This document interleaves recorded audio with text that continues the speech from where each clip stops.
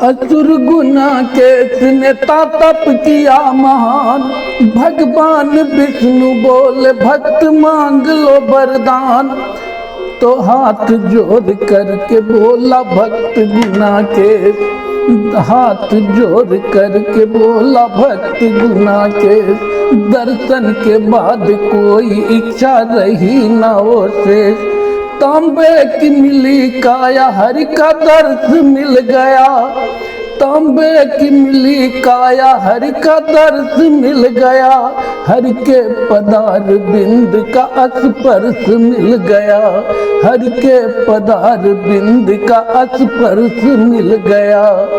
एक प्रार्थना है मेरी दीननाथ से, एक प्रार्थना है मेरी दीननाथ से, कि मौत हो हमारी प्रभु तुम्हारे हाथ से।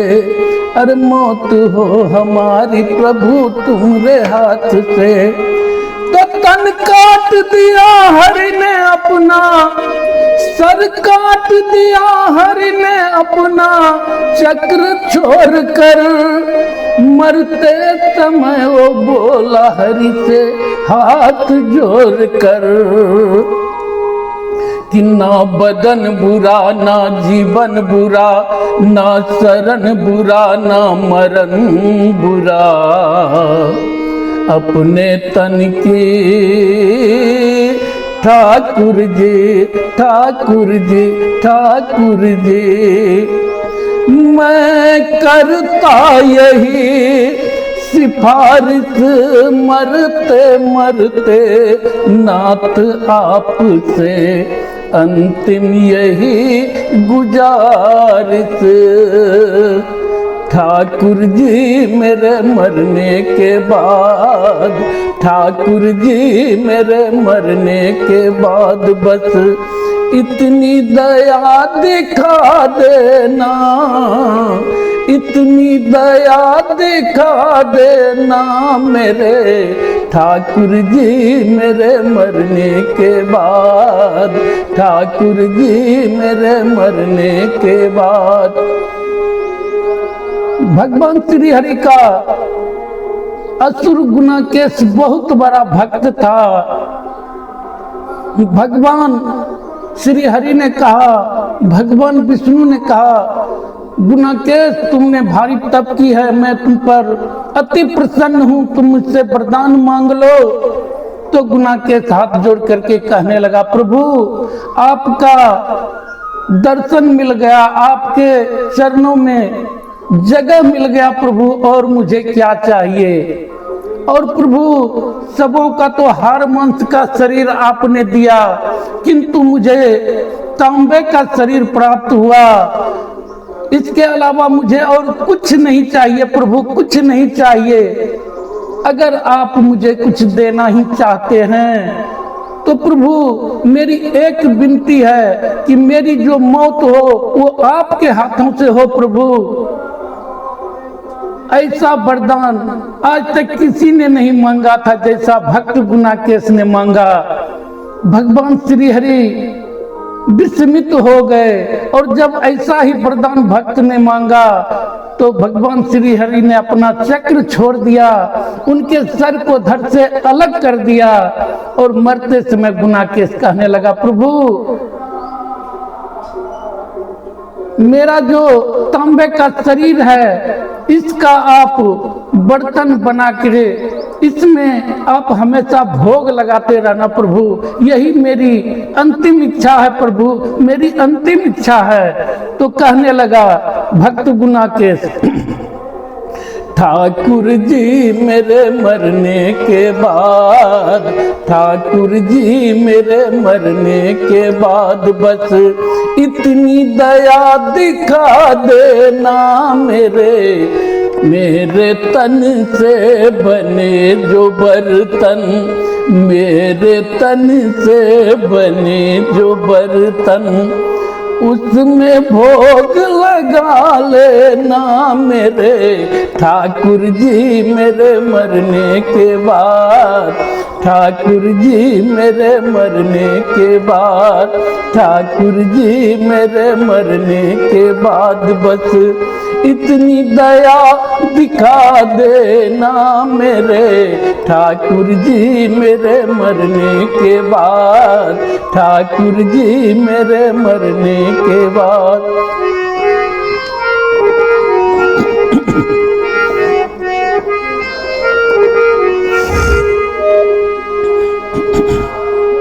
मुझसे पापी का हो सकता था ऐसे उद्धार कहाँ, मुझसे पापी का हो सकता था ऐसे उद्धार कहाँ। मारीच कहने लगा भगवान राम से, जब मामा मारीच स्वर्ण मृग का भेष बना करके सीता के सामने प्रकट हुआ, सीता उसको देख करके भगवान राम से कहने लगी कि हे प्रभु मुझे यह स्वर्ण मृग ला दो। भगवान उस मृग के पीछे पड़े, मृग आगे आगे भाग रहा था और भगवान पीछे पीछे उनके दौड़ रहे थे। बहुत दूर जाने के पश्चात जब भगवान राम के द्वारा उस मृग को बाण लगा, वह गिरा, हा सीते हा सीते हा लक्ष्मण हा लक्ष्मण, ऐसा आवाज देकर के वह धरती पे धराशायी हो गया। और जब प्रभु राम उनके निकट पहुंचे तो तब तक वो मृग रूपी मारीच धराशायी हो चुका था। वह हाथ जोड़कर प्रभु से कहने लगा, प्रभु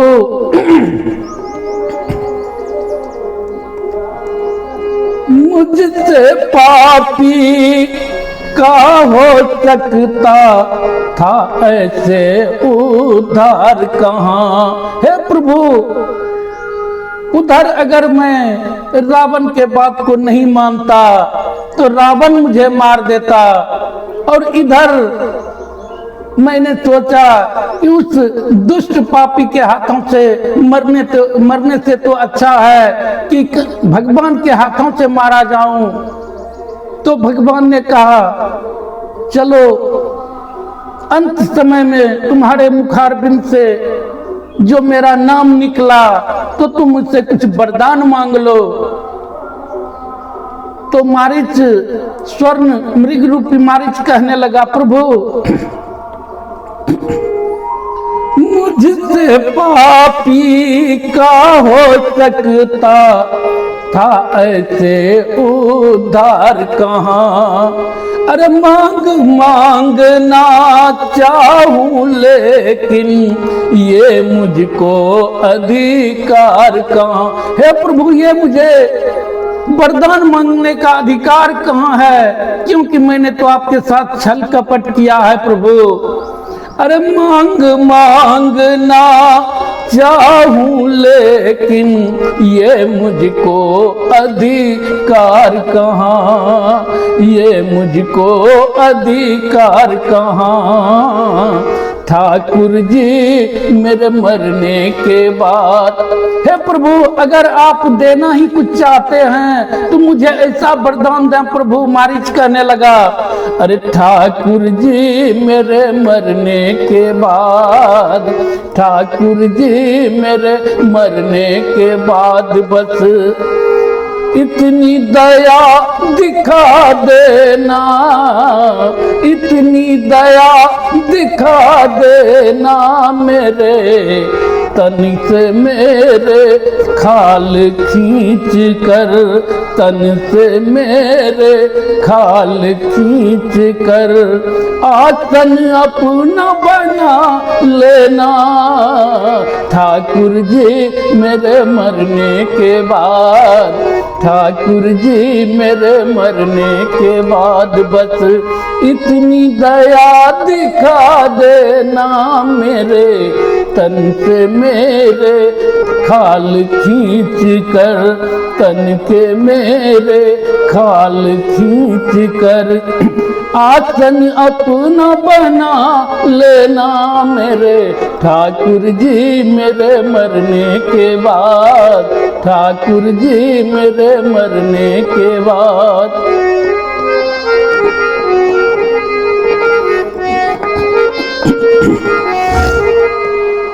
जब दानवीर कर्ण धाराशायी हो गया तो अंत समय में भगवान ने कहा, भगवान कन्हैया कहने लगे, हे कर्ण तुमने आज अंत समय में मेरा दर्शन पाया है, तुम मुझसे कुछ वरदान मांग लो, क्योंकि तुम्हारे जैसा वीर, तुम्हारे जैसा योद्धा ना हुआ है कभी और ना ही कोई होगा, तुम्हारे जैसा दानवीर भी आज तक कोई नहीं हुआ, ना ही आज तक आज के बाद कोई होगा, इसलिए तुम मुझसे वरदान मांग लो। तो कर्ण कहने लगा, प्रभु आज तक मैंने जीवन में कभी कोई सुख नहीं देखा, माँ क्या होता है, भाई क्या होता है, मुझे हर जगह अपमान ही अपमान मिला, इसलिए मैं आपसे क्या मांगू प्रभु। तो कर्ण कहने लगा,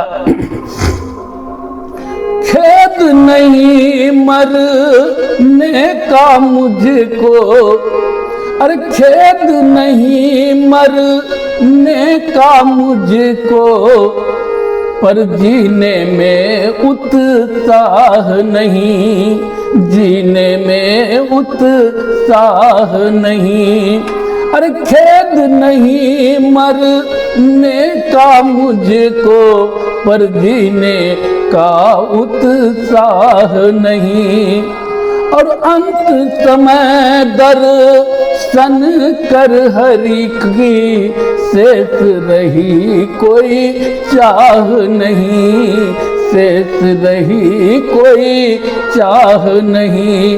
हे प्रभु अब मेरा कोई शेष चाह नहीं रहा, मैं आपसे क्या मांगू प्रभु। तो भगवान कन्हैया कहने लगे कि कुछ तो मांग लो भक्त।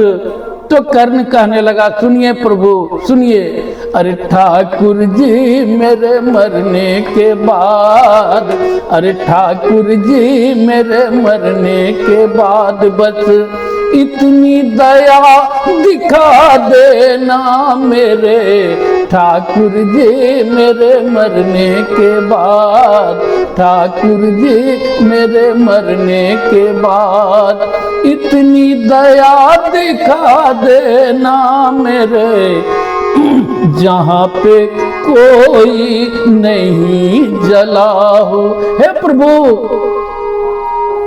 इस पृथ्वी पे जहाँ कोई नहीं जला है, वहां पे आप मेरी चिता को जला देना, क्योंकि प्रभु मेरे तन में कोई दाग नहीं है, आप मेरे शरीर में, मृत शरीर में दाग लगने नहीं देना प्रभु। आज तक जहां कोई नहीं जला हो उस जगह पे मुझे जला देना।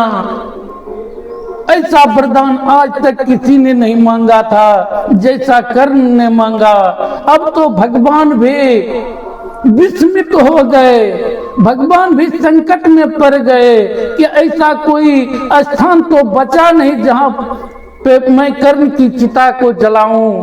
अब भगवान अपनी योग माया से देखने लगा तो पृथ्वी पे ताप्ती नदी के किनारे एक तिल भर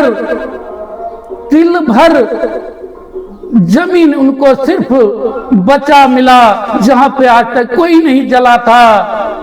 और कर्ण की चिता प्रभु ने अपने उस तिल भर जमीन में अपने अंगूठे, पैर के अंगूठे पे खड़े होकर के अपनी हथेली पे कर्ण का चिता सजाया, कर्म का अंतिम संस्कार किया भगवान कन्हैया ने। तो कहने लगा कर्ण कि ठाकुर जी मेरे मरने के बाद, ठाकुर जी मेरे मरने के बाद बस इतनी दया दिखा देना, जहाँ पे कोई नहीं जला हो, जहाँ पे कोई नहीं जला हो, वहाँ मेरी चिता जला देना प्रभु। ठाकुर जी मेरे मरने के बाद, ठाकुर जी मेरे मरने के बाद, ठाकुर जी मेरे मरने के बाद, ठाकुर जी मेरे मरने के बाद, ठाकुर जी मेरे मरने के बाद, ठाकुर जी मेरे मरने के बाद। बोल दे भगवान विष्णु की